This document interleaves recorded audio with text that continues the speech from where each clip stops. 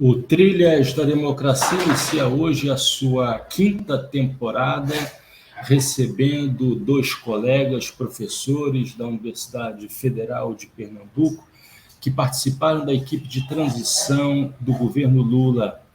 O físico, professor emérito da Universidade Federal de Pernambuco, ex-ministro da Ciência e Tecnologia entre os anos de 2005 e 2011, o professor Sérgio Rezende, que participou do grupo de Ciência, Tecnologia e Inovação, e o sociólogo, coordenador do Núcleo de Estudos Humanidades, Mares e Rios da UFPE e secretário nacional de pesca artesanal do governo Lula, Cristiano Ramalho. Em discussão, qual o tamanho da destruição do governo Jair Bolsonaro? Seja muito bem-vindo, Sérgio, é um prazer recebê-lo. Essa é o nosso terceiro diálogo, a sua terceira participação no Trilhas da Democracia. Seja muito bem-vindo, é sempre um prazer enorme escutá-lo como maestro da nossa ciência e tecnologia. Seja muito bem-vindo, professor Sérgio. Bom, Daine, eu que agradeço o convite para estar com vocês aqui no começo do ano, nos primeiros dias de um novo governo que traz esperanças renovadas para o Brasil. Nós passamos 6 anos num sofrimento muito grande e os últimos anos foram particularmente difíceis. Muitas pessoas deixaram de acreditar no Brasil, muitas pessoas foram embora. Só de cientistas, pesquisadores, nós perdemos alguns milhares. Agora, cidadãos e cidadãs foram muitos embora, desanimados com o Brasil. Então, é muito bom voltar, é a terceira vez, como você disse, que eu participo do programa. O segundo, aliás, foi presencial, lá na Universidade Federal, com 2 ex-reitores, Amaro Lins e Anísio Brasileiro, e agora, novamente, remotamente, mas, como eu disse, muito contente por estar conversando sobre perspectivas desse novo governo Lula, o terceiro governo Lula. Seja muito bem-vindo, Cristiano, professor Cristiano Ramalho, e parabéns por assumir essa tarefa à frente da Secretaria Nacional de Pesca Artesanal. Seja muito bem-vindo, Cristiano. Bom, Daine, eu também fico muito agradecido, é uma honra estar aqui nesse programa, que de suma importância, e, além disso, na presença do professor Sérgio Rezende, que é uma referência do ponto de vista de uma defesa de uma universidade pública com qualidade, de uma sociedade mais justa, né? Então, me sinto muito honrado aqui, com a Sara também aqui, com quem está nos assistindo vai acompanhar esse programa. E reafirmar o que o professor Sérgio já colocou, especialmente tocando em 2 aspectos muito rápidos, né? Que, do ponto de vista para os setores populares, foi uma tragédia absoluta esse período, né? Especialmente os povos e comunidades tradicionais, né? Sentiram na pele e na alma, não só a ausência de políticas públicas, mas um ataque direto aos seus modos de vida, né? E os seus territórios de trabalho e morada. Então, a gente está aqui para discutir, para conversar, também para rever pessoas queridas e importantes para a vida da gente, como o professor Sérgio Rezende. Colabora com a entrevista, essa é uma novidade da quinta temporada do Trilhas de Democracia, que sempre contará com a participação, com a presença, com a colaboração de um aluno, de uma aluna da graduação, do mestrado, elaborando perguntas, trazendo ares novos, arejando o leque de perguntas aos nossos entrevistados. A estudante do 7º período do curso de graduação em Serviço Social da UFPE, bolsista de iniciação científica da Fundação de Amparo à Pesquisa de Pernambuco, a FACEP, Sara Ellen. Seja muito bem-vinda, Sara. Obrigada, professor Mondaini. Fiquei muito feliz com o convite de estar participando aqui nesse 5º ano de Trilhas da Democracia, o primeiro programa do ano. Fiquei muito feliz pelo convite. Então, muito obrigada. Eu começaria fazendo referência ao relatório final do Gabinete de Transição Governamental, que fala de uma radiografia do desmonte do Estado e das políticas públicas. Eu gostaria de citar 2 pequenos trechos, tanto dos parágrafos referentes ao grupo Ciência, Tecnologia e Inovação, do qual participou o professor Sérgio, e do grupo de pesca, que contou com a participação do professor Cristiano. No item sobre ciência, tecnologia e inovação é dito que, abre aspas, o governo Bolsonaro desmantelou o sistema científico e tecnológico nacional. Em meio a um discurso oficial de negação da ciência, o Sistema Federal de Fomento da área em ciência e tecnologia entrou em virtual colapso, fecha aspas. No item sobre pesca, é afirmado que, abre aspas, o desmonte provocado pelo governo passado atingiu fortemente a atividade, especialmente a pesca artesanal e a aquicultura familiar. O orçamento que, em 2015, último ano do Ministério da Pesca, foi de 655 milhões, não superou 19 milhões em 2022. Todos os programas tiveram uma redução acima de 70% em sua dotação, com impactos na prestação de serviços básicos e ampliação das consequências nefastas, com a falta de investimentos para segmentos sensíveis, como a pesca artesanal e a aquicultura familiar.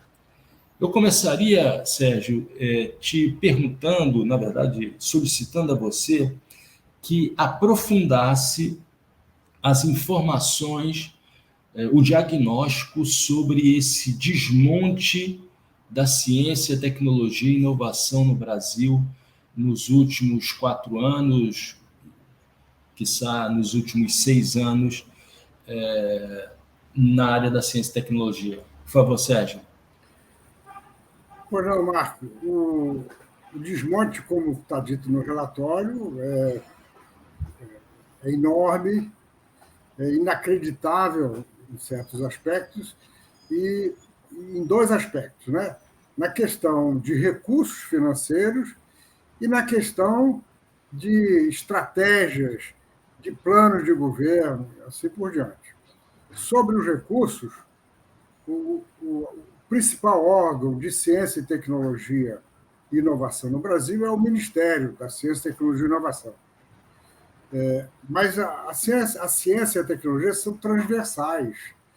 Elas, na verdade, elas são importantes para diversas atividades. Até a pesca, que nós vamos falar daqui a pouco, mas no governo do presidente Lula, do qual eu participei, e na primeira parte do governo da presidenta Dilma, havia um plano de ciência e tecnologia, uma estratégia, do qual participavam vários ministérios. O Ministério da Saúde tem uma participação fundamental, né? A ciência é fundamental na saúde. Isso ficou exacerbado agora com a Covid, né? Que o Brasil não teve competência para desenvolver vacina nos últimos anos, apesar do Brasil produzir várias vacinas, mas não estava o sistema desarticulado, não conseguiram produzir a vacina contra a Covid. O Ministério da Educação, naturalmente, aí a integração é muito grande. O Ministério da Educação tem a CAPES, que é um órgão de fomento à formação e fomento à pesquisa. E aí, por aí em diante, Ministério da Indústria e Comércio, Ministério da Energia com a Petrobras. Então, o sistema ficou completamente desarticulado, enquanto que anteriormente haviam programas conjuntos entre os vários ministérios. Na questão de orçamento, o governo foi comprimindo os orçamentos de todo o Ministério da Ciência e Tecnologia e da CAPES, de uma maneira dramática. Para citar os números, no último ano do governo do presidente Lula, em 2010, o orçamento daquele tempo, corrigido pela inflação, corresponde ao dia de hoje a aproximadamente 11 bilhões de reais. 11 bilhões de reais, no ano de 2010. O orçamento executado em 2021 foi de menos de 3 bilhões, uma redução de mais de 1/3. Em 2022, o orçamento aumentou, mas nós não sabemos ainda quanto foi executado, porque as contas não fecharam. Agora, ele não aumentou porque o governo quis aumentar, não. Ele aumentou pelo seguinte: os dois principais instrumentos do Ministério da Ciência e Tecnologia para apoiar a ciência são o CNPq, que dá bolsas de estudo e também apoia a pesquisa, e a FINEP, a Financiadora de Estudos e Projetos, que é um órgão com sede no Rio de Janeiro e que é a secretaria executiva do Fundo Nacional do Desenvolvimento Científico e Tecnológico, o FNDCT. O FNDCT ele é formado da seguinte maneira: criado lá atrás, no final do governo Fernando Henrique, aperfeiçoado no governo do presidente Lula, empresas de vários setores, elas têm uma contribuição compulsória, ou seja, quase um imposto. Empresa de petróleo, empresa de agronegócio, empresa de energia, uma parte da receita delas, ou do lucro delas, é depositada numa conta do FNDCT. E o FNDCT é voltado para apoiar, como o nome diz, desenvolvimento científico e tecnológico. O FNDCT é, de longe, o maior fundo de apoio à pesquisa no Brasil. Só que, nos últimos anos, o governo passou a fazer o seguinte: ele recebe o dinheiro das empresas, o fundo tem um determinado recurso, mas ele bloqueia a maior parte. O bloqueio tem um nome técnico que chama contingenciamento. Então, em 2021, a receita foi de 6 bilhões de reais, 6. O governo aplicou 600 milhões, 1/10. Aí o que aconteceu? A comunidade científica fez uma grande movimentação no Congresso e o Congresso aprovou uma lei originária no Congresso, por isso ela tem o nome de Lei Complementar. A Lei Complementar 177, que proibia o contingenciamento. Só que, mesmo uma lei feita no Congresso, ela tem que ser assinada depois, tem que ser referendada, como é que chama? Pelo presidente da República. Não é chancelada, não. Tem que ser aprovada por ele. Ele vetou o artigo do contingenciamento. Aí voltou para o Congresso derrubou o veto dele. Isso durou algum tempo e a lei finalmente entrou em vigor em 2022. Por isso, 2022, os recursos foram maiores. Nós não sabemos ainda quanto. Mas, mesmo assim, no final do ano, o governo editou uma medida provisória contra a lei anterior, bloqueando o fundo até 2026. Eu estou entrando no detalhe para mostrar que o governo está permanentemente contra a ciência em todos os aspectos. E um aspecto fundamental é exatamente o financiamento público. Em qualquer país do mundo, a grande parte do financiamento à pesquisa, à ciência, é feita pelo poder público, pelo Estado, né?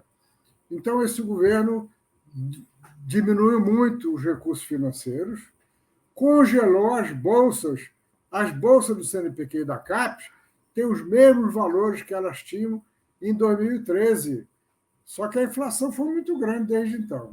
Então, os dois quadros que eu queria transmitir são esses: uma diminuição drástica de recursos, com isso, redução de bolsas, assim por diante, e um desmantelo, digamos assim, na articulação entre os ministérios e os estados para fazer com que a ciência e tecnologia tenha o seu papel, né, de contribuir para o conhecimento, de avançar e de contribuir para o desenvolvimento econômico e social do Brasil. Sérgio, só para complementar, marcar um primeiro ponto nessa tua primeira intervenção. A ideia de desmonte e de virtual colapso não são figuras de retórica. Quer dizer, o sistema de ciência e tecnologia foi desmontado e esteve ou estava à beira de um colapso. É esse o quadro encontrado pela equipe de transição? Eu acho que, na verdade, a expressão está um pouquinho exagerada. Sabe por quê?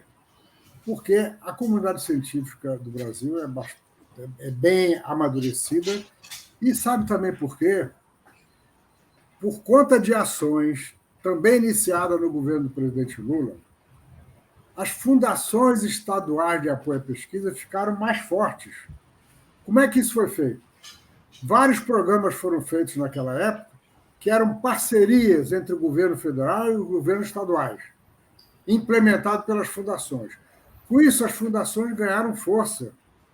Olha, os 9 estados do Nordeste, 9, hoje têm fundações de apoio à pesquisa funcionando.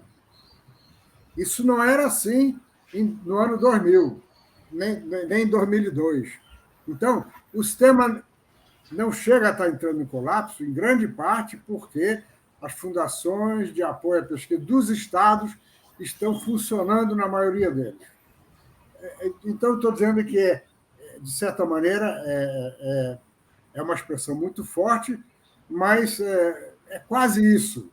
Então, vai dar um certo trabalho, é preciso de muita competência, muito apoio diretamente do presidente da República para recuperar o estrago feito nos últimos tempos. Só para concluir, como eu falei brevemente antes, nós nunca tivemos um êxodo tão grande de pesquisadores formados no Brasil. E isso é um êxodo, isso é uma perda quase irreparável.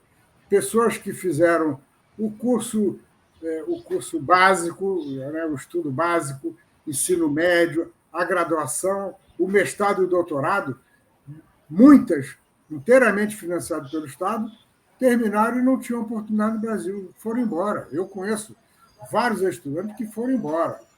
Então, nesse ponto, é um estrago quase irreparável.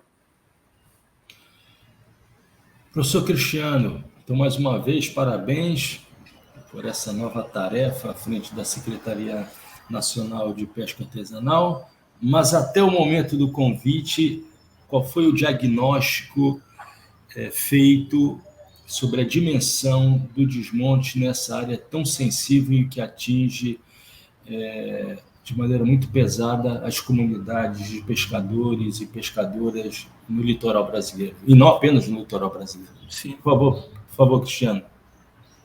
Mundaini, eu acho que o quadro que o professor Sérgio apresentou de forma muito minuciosa, oriunda ali do detalhamento do GT de Ciência e Tecnologia, resplandece em vários setores, dentre os quais o do GT da Pesca a gente conseguiu diagnosticar. Eu vou apresentar alguns números, você já fez uma apresentação, e depois eu vou mostrar, de certa maneira, as implicações que isso teve por conta de várias e graves questões que aconteceram nos últimos 4 anos.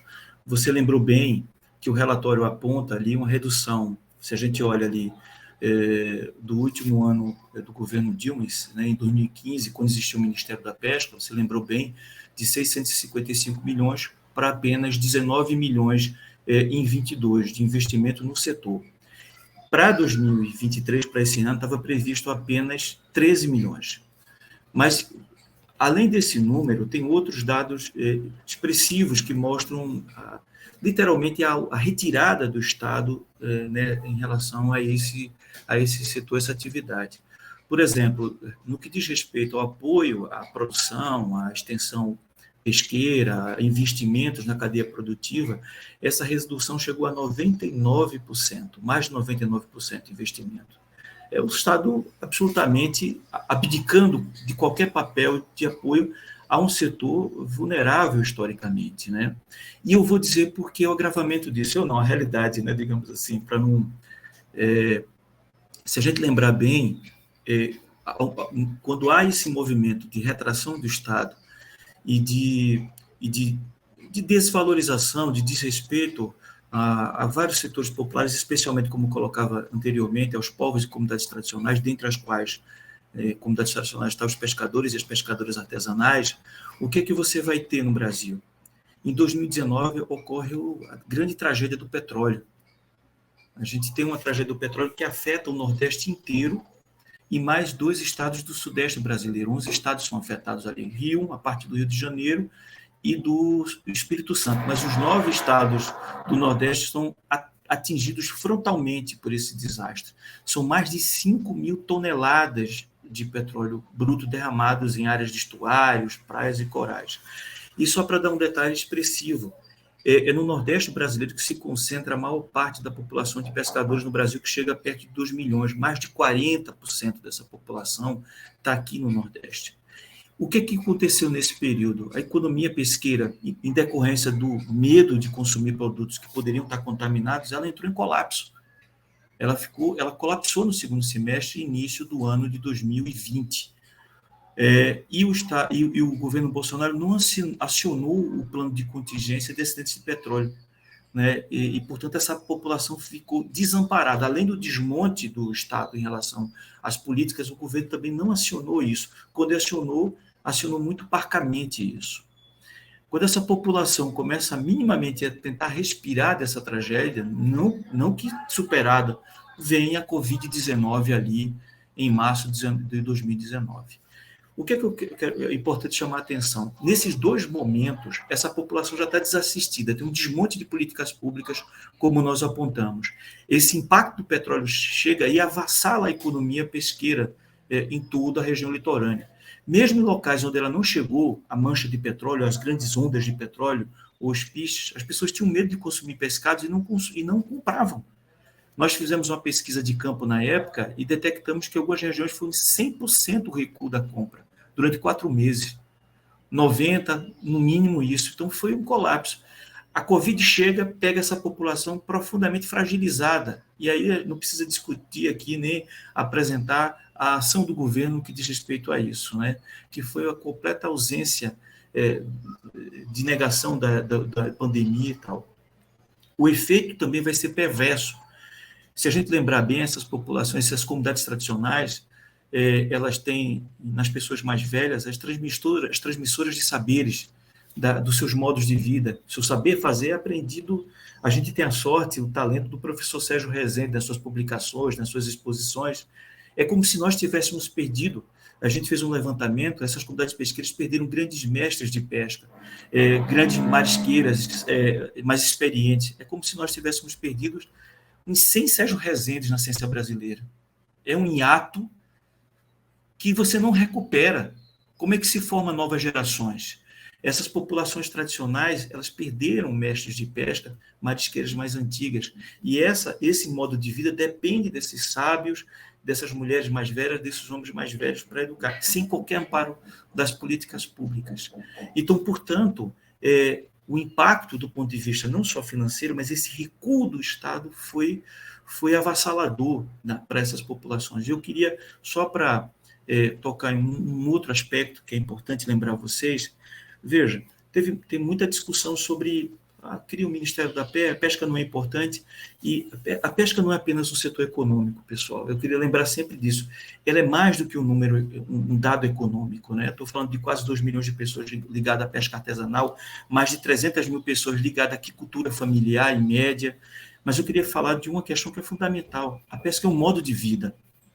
Se a gente for pensar na identidade do Brasil, muitas das regiões têm a marca da pesca artesanal dessas comunidades, na culinária, nos seus saberes, na sua especificidade sociocultural, nas suas formas de trabalho. E quando nós vamos acordar, essas populações, ou estamos dormindo, essas populações estão trabalhando em alto mar. Tem populações que passam 30 dias em alto mar. É um outro tipo de existência social. Cobra, portanto, políticas específicas de educação, de investimento tecnológico, de defesa dos seus territórios. Então, a necessidade do Estado brasileiro de reconhecer essas populações significa entendê-las como entes com particularidades culturais e econômicas e que precisam ser valorizados. Nunca é demais lembrar o ataque que o governo Bolsonaro fez, não só de omissão estratégica, é uma omissão estratégica, sim, mas de uma violência absoluta, de negação desses povos e comunidades tradicionais, populações indígenas, comunidades quilombolas, dentre as quais as comunidades pesqueiras artesanais. Então, esse corte de políticas públicas vai, infelizmente, se combinar essa duas grandes tragédias do petróleo e da pandemia, mas tudo isso articulado pela opção do governo. Foi uma opção do governo, né? Então, portanto, essa ausência é uma ausência calculada, planejada, e portanto, não foi por acaso. Sara Ellen, uma pergunta, por favor, os professores Sérgio e Cristiano. Bom dia, gente. A minha primeira pergunta em contribuição seria inicialmente um pouco mais direcionada para o professor e ex-ministro Sérgio Rezende, né? Que se trataria de entender como é que foi para você, durante a sua atuação como ministro, né? Tendo o Fundo Nacional de Desenvolvimento Científico e Tecnológico, o FNDCT, como esse aporte, né? Tendo em vista da importância desse fundo como um instrumento financeiro de integração da ciência, da tecnologia, como essa política de desenvolvimento nacional, né, que objetivava apoiar financeiramente esses programas, esses projetos, pesquisas, priorizando o desenvolvimento científico e tecnológico do país, assim. Então, como é que foi para você ter essa experiência como ministro, tendo esse fundo, sabendo que a gente, como você mencionou já também, mas que houve durante o governo Bolsonaro, esse apagão da ciência e tecnologia, né? Porque quando a gente olha para esses recursos discricionários, a gente vê que no ano de 2010, como você mesmo falou, como você atuava como ministro, durante o governo Lula, em 2010, terminou com 11,5 bilhões, e hoje em dia, no ano de 2021, no caso, foi para 2,7 bilhões, em questão dos recursos. Então, seria mais ou menos para entender isso, né, no ponto de vista do senhor, do professor Sérgio, e mais agora direcionado para o professor Cristiano, seria que se eu falasse também da sua experiência de vivenciar esse contingenciamento durante o período do governo Bolsonaro, contingenciamento desse fundo, você como produtor de conhecimento, como pesquisador, como docente, como se sentiu, né, nessa condição de pesquisador, com a diminuição drástica dos recursos para a pesquisa. Seria isso. Pois não, Sara. Eu falei no contingenciamento recente, mas eu preciso esclarecer que o contingenciamento não foi uma invenção do governo Bolsonaro, do terrível ministro Paulo Guedes da Economia. Ela foi inventada ainda no governo Fernando Henrique. O governo Fernando Henrique teve o mérito de criar os fundos setoriais, como eu falei, do petróleo, da energia, do agronegócio, e aportar os fundos setoriais ao grande fundo FNDCT. Aí o que aconteceu no ano 2001? De repente, o FNDCT ficou volumoso comparado com os recursos que haviam antes. Não havia problema fiscal sério naquela época, mas o governo Fernando Henrique, criou, vamos dizer assim, esse mecanismo de contingenciamento. Quando iniciou o governo Lula, em 2023, esse foi um problema que nós logo levamos para ele. Eu não era ministro no começo, mas eu assumi no começo do governo a presidência da FINEP, que é o órgão que executa o FNDCT. O ministro da Ciência e Tecnologia em 2004 era Eduardo Campos. Então, assim que Eduardo assumiu, ele queria entender melhor o que estava acontecendo. Eu expliquei, disse o que tem que fazer é não contingenciar o FNDCT. Então, ele teve uma audiência com o presidente, e o presidente disse o seguinte: olha, nós não vamos conseguir,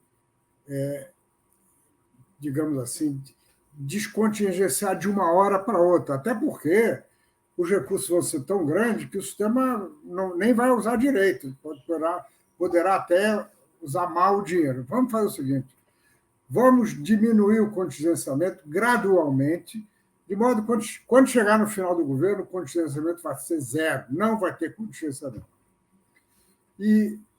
Eu assumi o Ministério da Ciência e Tecnologia depois de Eduardo Campos, precisamente em 2005, e aí passei a ter uma interação direta com o presidente. E você perguntou como é que foi a vida, né? a vivência daquele período. O mais importante foi realmente conviver com uma pessoa, inteligência brilhantíssima, que parece que, de repente, entende tudo. Sabemos da dificuldade que ele teve, né, como criança, como jovem, dificuldade de não conseguir fazer os estudos superiores, mas Lula valorizou a ciência, a tecnologia e a educação como nenhum outro presidente, nenhum. E aí, então, conviver com ele foi muito bom, porque quando eu tinha problema com a área financeira, eu levava o problema para ele resolvia na hora. Mais de uma vez, ele ligou para o ministro do Planejamento ou da Fazenda, na minha frente, e disse: olha, eu estou aqui com o ministro da Ciência e Tecnologia, ele está me dizendo isso, aquilo, eu quero que resolva. Então, Sara, foi uma experiência incrível, né? Na educação, o presidente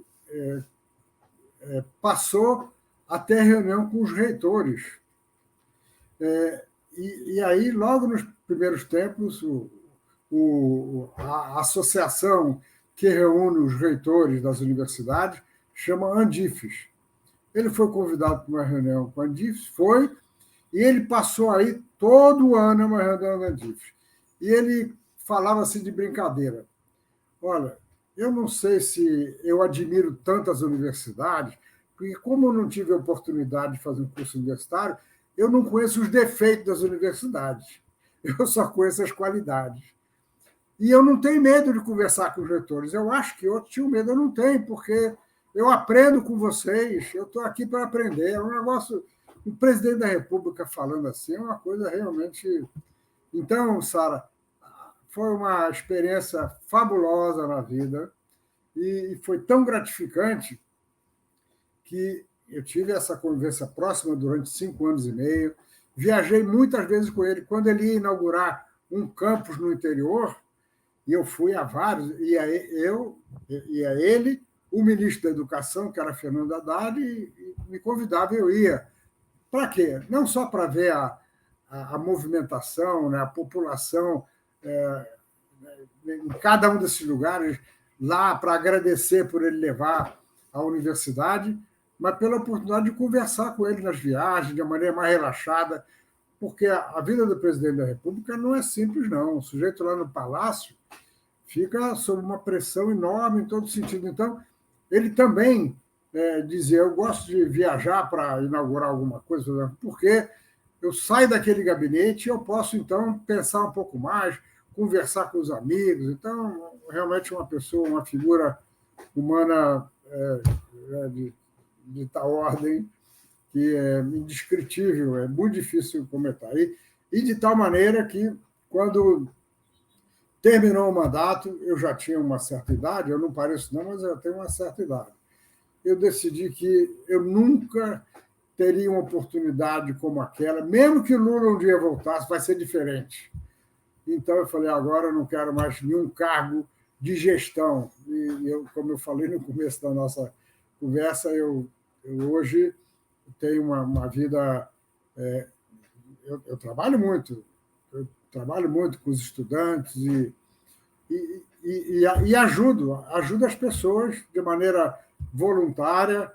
Ontem eu comentei, não lembro se foi antes de começar o programa ou depois, eu comentei que a nova ministra da Ciência e Tecnologia, uma pessoa admirável, Luciana Santos, teria uma reunião hoje dos ministros, né, uma reunião conjunta, e como ela sabe que eu participei de muitas reuniões ministeriais, ela me chamou para conversar, para ouvir como é que é a reunião e tal, e para pedir sugestões do que abordar numa reunião complexa como essa, né, com 37 ministros, cada um querendo resolver o seu problema.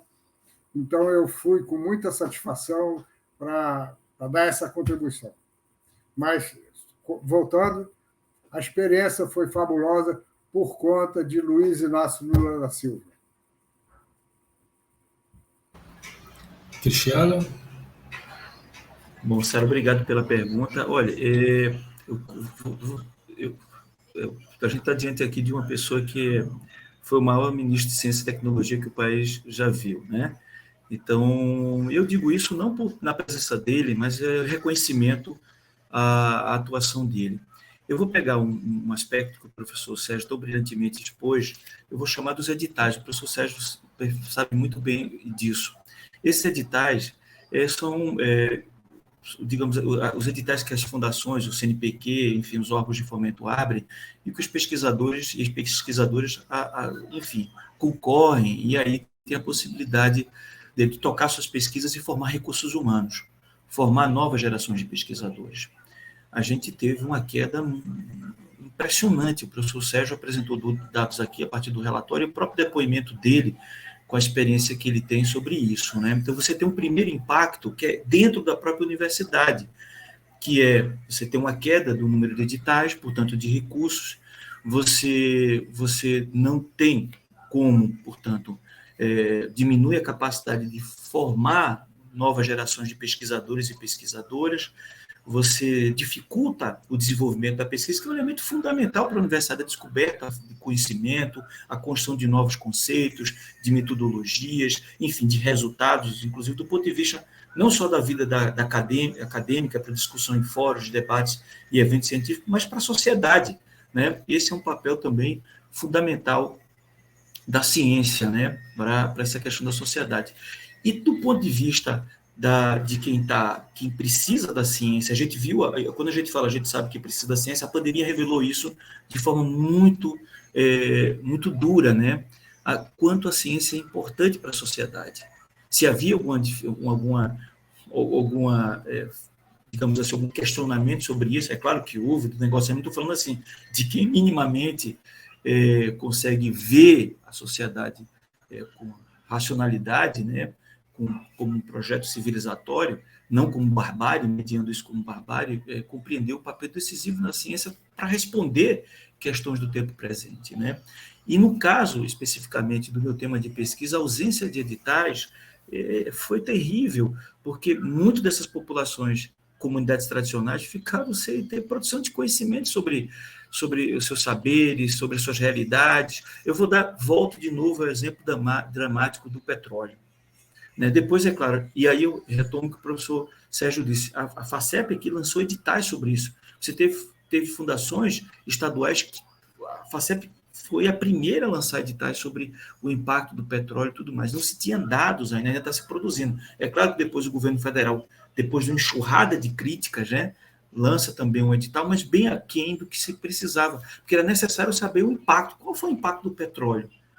Porque o petróleo pode gerar câncer, gerar adoecimento no ambiente, para a sociedade poder lidar com essas situações, planejar, ordenar. Então, você tem, quando você recua o avanço da ciência, o investimento na ciência, você tem um impacto na produção de conhecimento, na formação de novos talentos, na saída desses talentos que já existiam, como o professor Sérgio Rezende também falou, e, por outro lado, você não consegue atender o que a sociedade precisa, porque essa também é a razão de ser da ciência. É claro, ela tem seu debate teórico, é fundamental nesse aspecto, mas ela tem um diálogo permanente em responder à sociedade. O professor Sérgio Rezende, melhor do que eu, sabe, e ele aqui é um dos idealizadores da construção da FACEP, o professor Sérgio viveu num momento histórico e desse grande debate das fundações estaduais, né, das constituições estaduais, da redemocratização do Brasil, a importância que a ciência teve, e o professor Sérgio conviveu com uma pessoa que não era também da academia,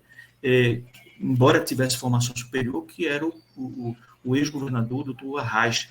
E ele via a ciência como conhecimento. Conhecimento, é claro, dentro da comunidade científica, mas capaz de mudar a realidade, capaz de transformar a realidade.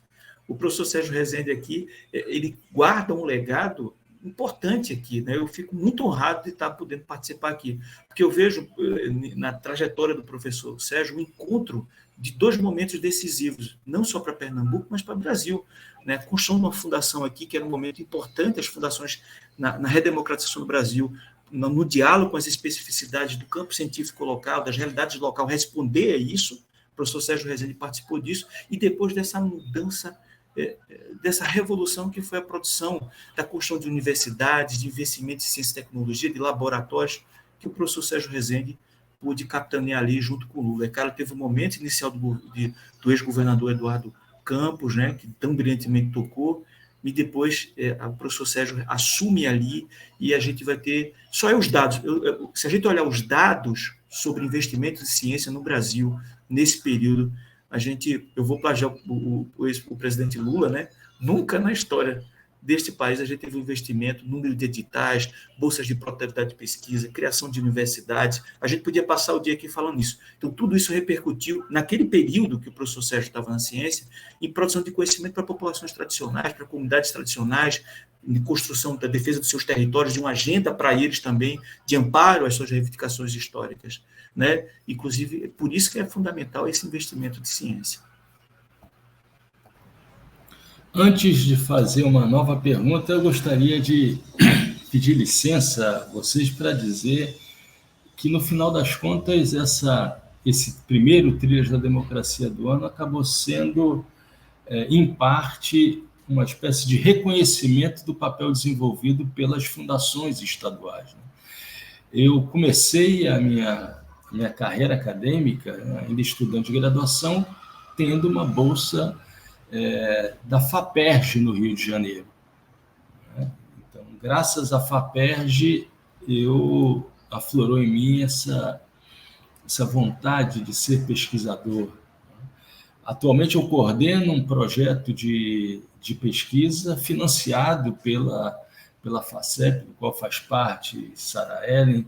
Cristiano teve também uma bolsa de iniciação científica, não foi, Cristiano? Financiado pela FACEP, e nós estamos aqui com aquele que teve uma participação decisiva na construção da FACEP, e num momento, nós não discutiremos isso aqui, em que nuvens cinzas pairam sobre a nossa FACEP no estado de Pernambuco, mas isso será tema de um outro programa. Eu gostaria de fazer feito esse diagnóstico inicial do desastre, né, da situação de terra arrasada ou quase terra arrasada, né, tendo em vista a ressalva feita pelo professor Sérgio em relação às fundações, né, de amparo à pesquisa. Eu gostaria de passar para um outro momento, que é esse das tarefas emergenciais, né, das tarefas prioritárias para a redução de danos desse desmonte feito durante os 4 anos de governo Jair Bolsonaro, nesse primeiro ano de governo Lula, né? O que deveria pautar, o que deve, na verdade, pautar as ações da ministra Luciana Santos, na Ciência, Tecnologia e Inovação, e do ministro André de Paula, no Ministério da Pesca, por coincidência, 2 pernambucanos, né? Ambos pernambucanos, ambos recifenses. Por favor, professor Sérgio. Marco, o nosso grupo, assim como o grupo do professor Cristiano, trabalhou intensamente durante 6 semanas, 6, 7 semanas, com a quase totalidade da reunião de forma remota, por conta da dificuldade de viajar, dificuldade de tempo, de recursos. A Comissão de Transição não tinha dinheiro para pagar passagem para as pessoas irem para Brasília, uma ou outra.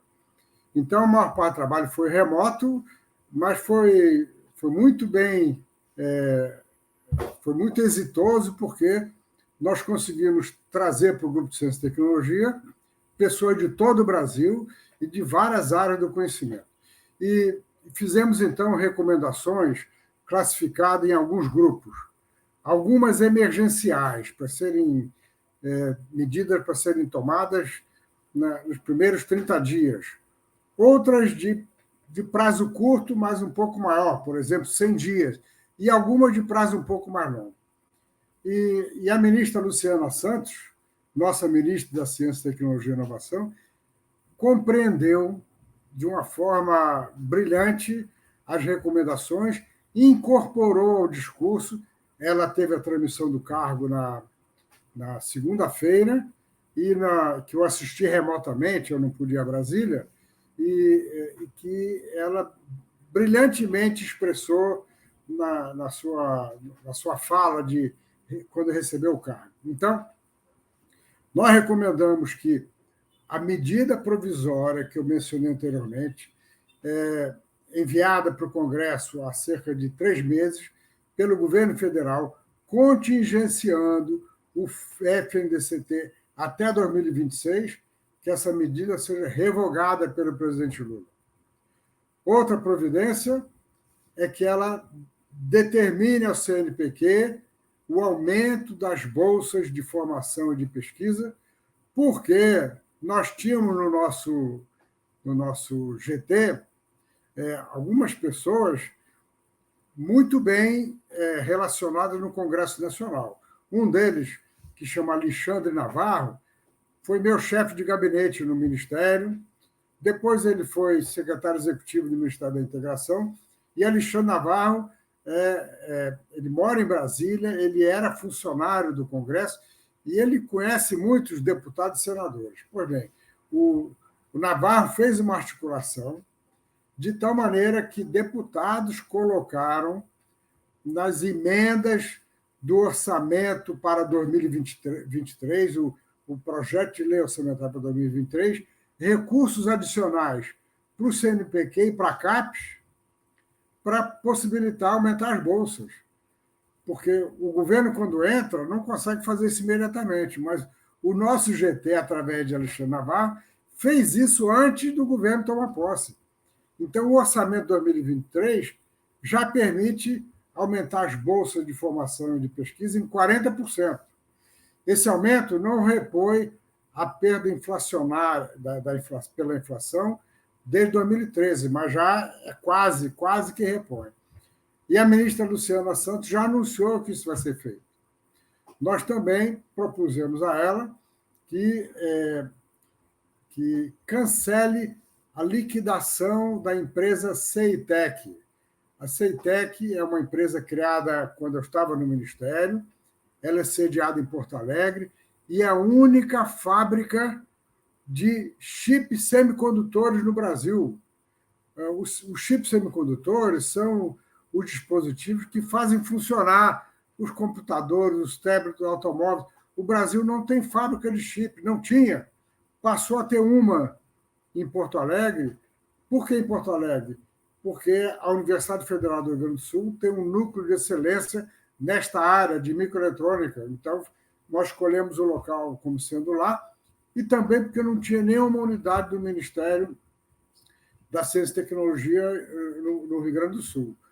Pois bem, a CEITEC foi inaugurada pelo presidente Lula, que foi pessoalmente lá em Porto Alegre, mas ela só começou a operar em 2014, porque é um sistema muito sofisticado. Você não bota uma fábrica de semicondutores para funcionar de uma hora para outra, né?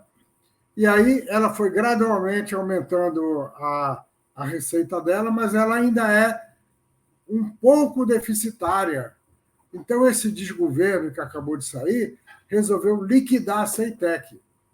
Nós recomendamos, e a ministra já entendeu, já aceitou, que o governo revogue a liquidação e bote a CEITEC para funcionar de novo.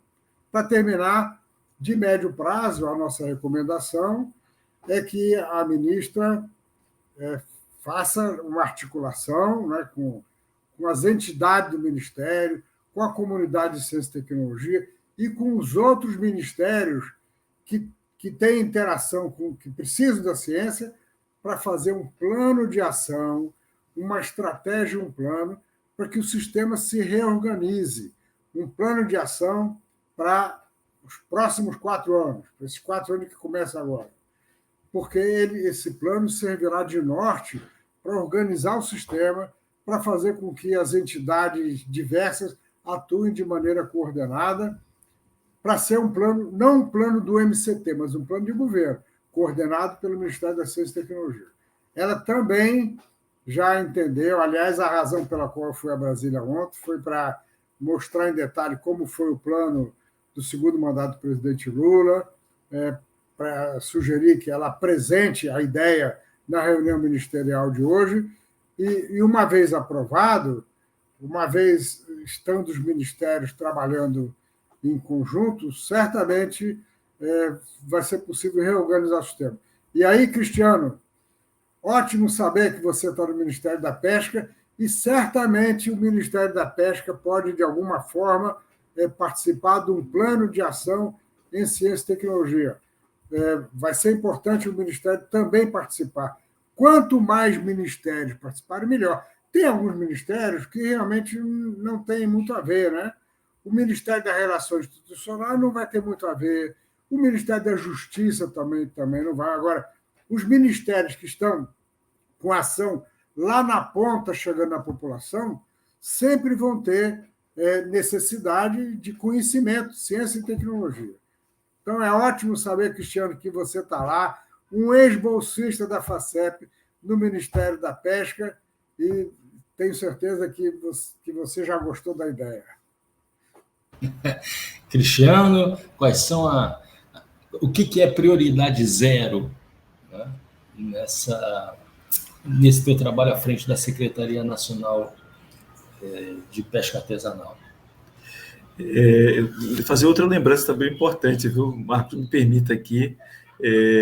Eu fui bolsista PIBIC na época desse programa criado ali, articulado pelo professor Sérgio na FACEP, e quando chego à universidade, concursado, o primeiro financiamento que eu pego para trabalhar com os alunos, desenvolver pesquisa, quem é que estava no Ministério da Ciência e Tecnologia, trabalhando com a formação de editais?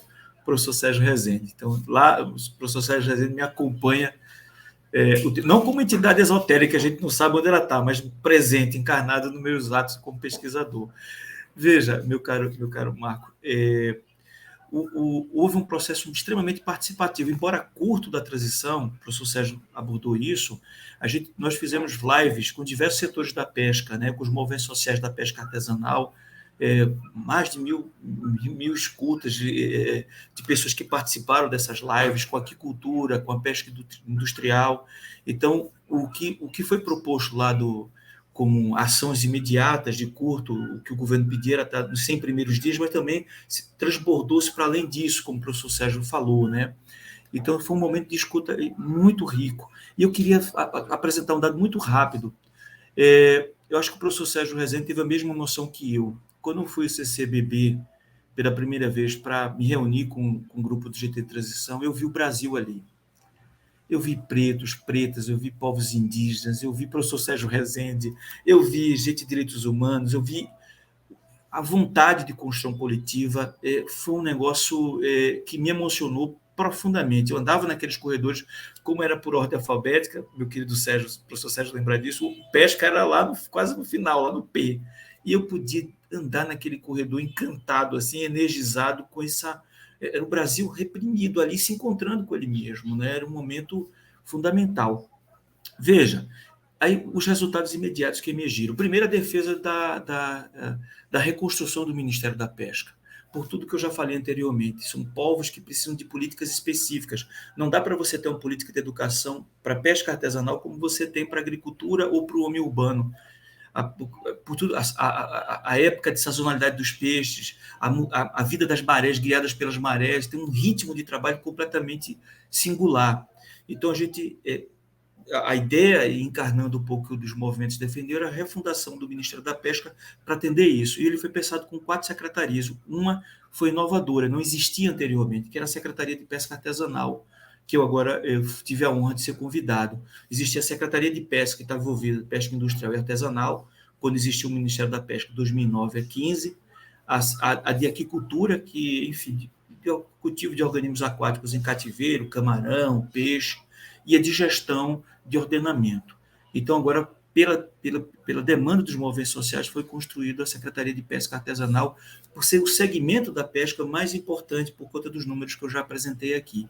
Então, nessa ideia de 100 dias, foi definida a refundação do Ministério, mas que ele tivesse um orçamento, pelo menos inicial, para tocar literalmente o barco ali, cerca de 200 milhões, pelo menos. E algumas políticas foram pensadas de forma emergencial. Retomar os conselhos de participação social, que foram eliminados, um Seminário Nacional da Pesca, para que o Estado pudesse escutar, e mais do que escutar essas pautas, traduzir essas pautas em políticas públicas, né?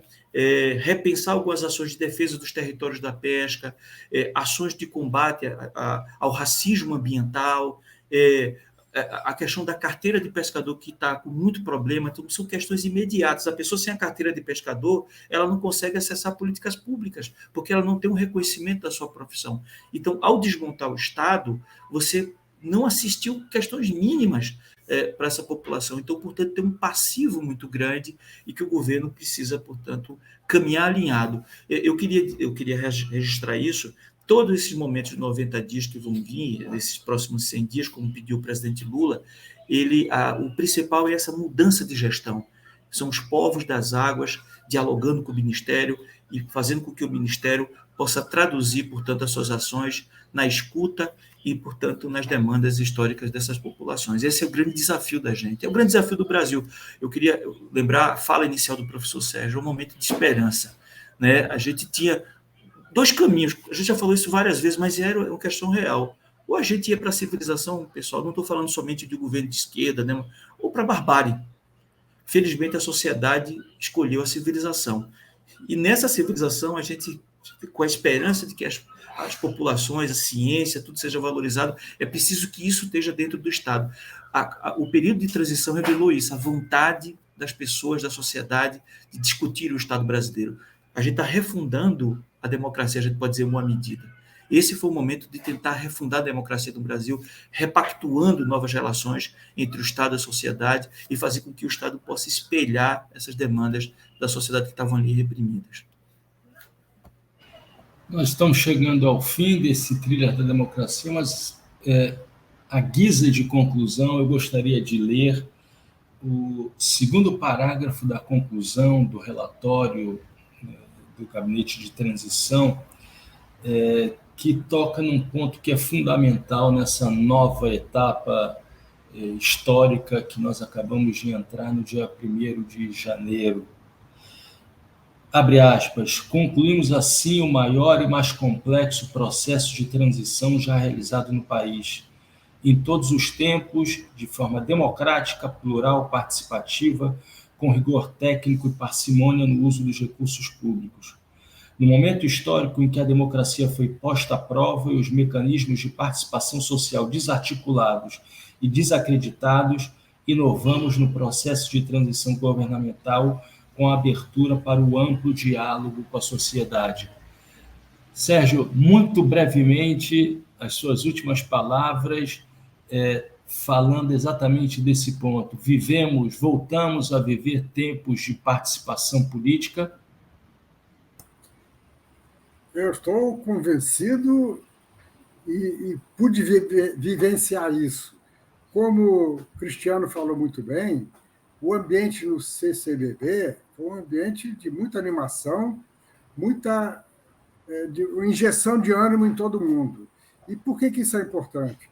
Porque o Brasil vive uma crise muito séria. E tem pessoas que dizem o seguinte, o problema é muito sério, a crise é tão grande, eu não sei se Lula vai conseguir dar jeito. Aí eu quero dar um depoimento.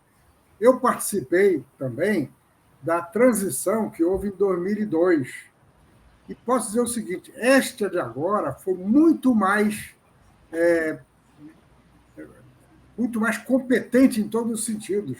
Na de 2002 não havia, talvez até porque a tecnologia era diferente e tal, não havia uma participação tão grande quanto essa. Agora, eu estou convencido de que o que houve também é resultado do amadurecimento do presidente Lula. O presidente Lula hoje é uma pessoa muito mais experiente, muito mais capaz do que era em 2002. Aliás, nós vimos a articulação política que ele fez foi o que permitiu que ele fosse eleito. Então, embora o desafio seja muito grande, o nosso presidente está muito mais experiente, muito mais preparado, e eu estou confiante de que realmente o Brasil vai mudar de cara em relativamente pouco tempo. A população vai sentir isso em pouco tempo. Então, Marco, eu quero agradecer a você pela oportunidade de estar aqui hoje e poder transmitir essa experiência e essas palavras para todos que vão estar nos vendo e ouvindo nos próximos dias. Muito obrigado, Sérgio. Cristiano? Querido Marco, antes de tudo, agradeço a você, é uma honra participar desse programa, também essa metodologia que você adotou, incorporando renovando, portanto, com a Sara presente aqui, a ciência é isso, né? A gente renovar, construir novos saberes, e você me deu a oportunidade de, mesmo quando eu pego a bola torta, toco aqui no gramado, ter alguém como Sérgio Rezende, ele refina o passe e consegue ver horizontes mais amplos, assim, o que me permite me deslocar com certa facilidade eu ter estar ao lado de um craque como Sérgio Rezende aqui no debate. Eu queria dizer o seguinte, nas palavras finais, meu querido Marco, Sara, Sérgio, e quem está nos assistindo ou ouvindo este programa. Me honrou imensamente o convite para estar na Secretaria Nacional da Pesca Artesanal. Convite feito pelo ministro André de Paula, encarnando, portanto, o que significa o governo Lula. E o que é encarnar isso que significa o governo Lula? Né? Enxergaram, na minha humilde, singela contribuição, a presença ali da indicação dos movimentos sociais, da academia também. Né?